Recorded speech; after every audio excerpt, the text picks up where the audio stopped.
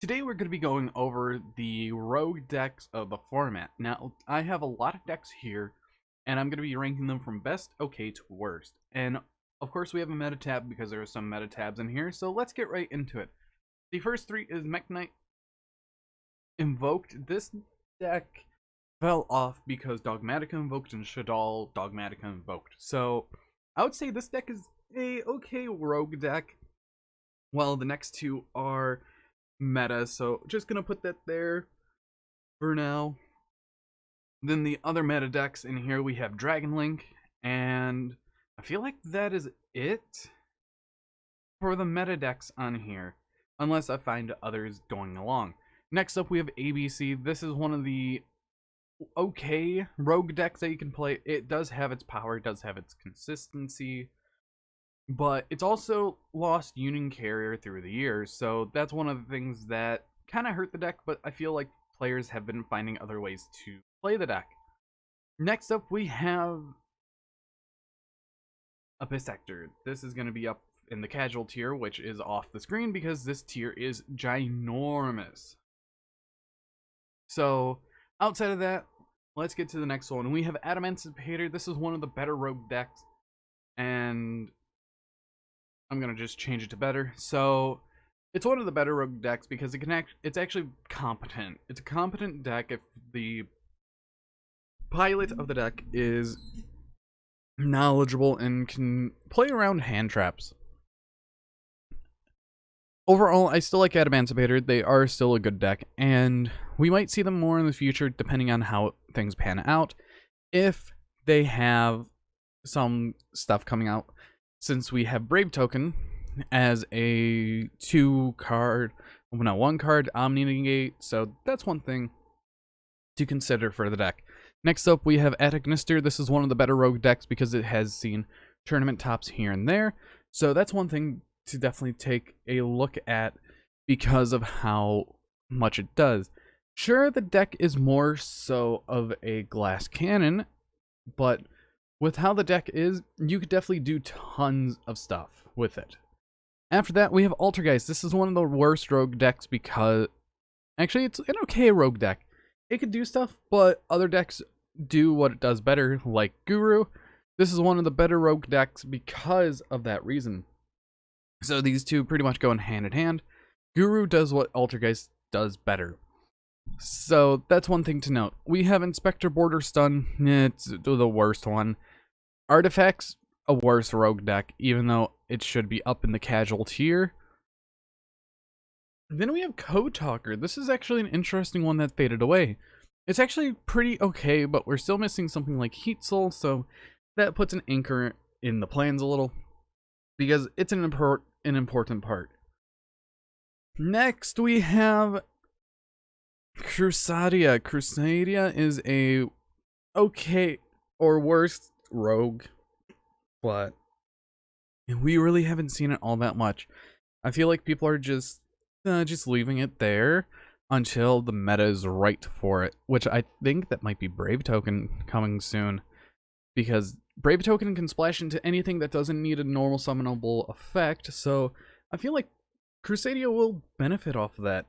Next, we have Cyber Dragon. This is actually a very okay rogue deck to play because it can steal wins against meta. It can do a lot, especially in this meta. I'm surprised no one really has done the deck or played the deck really. And I think I have a deck up here that I would like to move down actually, if I can find it. Unless it's already down here. But with Cyber Dragon, they're actually a very competent deck. They could do quite a lot. And with how much utility they have, I put them in the okay category. DDD, it's more so the worst. If it gets top, it gets top. If it doesn't, it doesn't, because this deck is 100% a glass cannon, and they need their new support.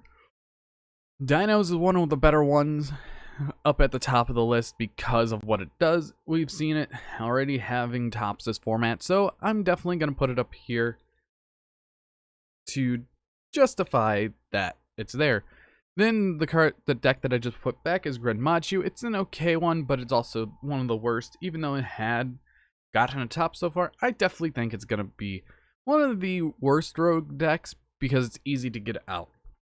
Monarchs is Brick, and I feel like it's one of the worst ones, so I'm just going to put it there, as we've seen Monarchs here and there. Next up, we have Dragon Maid. Dragon Maid is an interesting one. My friend and I, we were actually dueling last night. He was playing Dragon Maid, I was playing Tri Brigade. He took quite a bit of games off of me because of it. So, that's one thing to note. It's actually one of the better rogue decks because of how much the grind game is and how much advantage they can get once they get started. So that's one thing you really have to be careful of with the deck. After that, we have Fright Furs, or just Fright Furs. This is more of a casual deck. I'm just going to put that back up there. Earth Warrior, or Goki. It's in the worst one because it really doesn't do much anymore. Hero, on the other hand. Hero is a okay rogue deck because of how much it does, and we could be getting more support, the missing support for it coming up soon, so that's one thing to keep out on. With this deck, you can pilot it to where one hand trap or two hand traps doesn't do much. But once you hit something like a Nibiru, it's pretty much over. Infernoids. This is a terrible deck, and it's going up in casual. Infernoids Knight. We've seen success with this deck before, and I say it's a okay rogue deck because of how much utility you have, how much power is behind the deck, and what the deck can do. Because I believe the deck is now hand loop 4/4. After that, we have Earth Machine or Train because we have multiple multiple pieces to it. So these two move together because they're part of the Earth Machine archetype. So I think we're gonna put them at the okay rogue because they have the power. They will be seen here and there, but we'll have to see what happens with them with this format. Next up is Insector. Still waiting on that spell card, but they're more so casual. Infernoids. This is definitely one to watch out for because how much it can do, how powerful it is, and it pairs well with Lair Darkness because you can run both of them. Infernoid, absolutely crazy. Lair Darkness, another absolutely crazy deck that are both okay at what they do. And I feel like their spot in the meta is mostly rogue. Infernoids were meta before. Lair Darkness was meta for a little bit. But then after that, these two have settled down to a good rogue category. Then we have Madolches. It's one of the okay rogue decks. I wish I had a middle portion between okay and worst.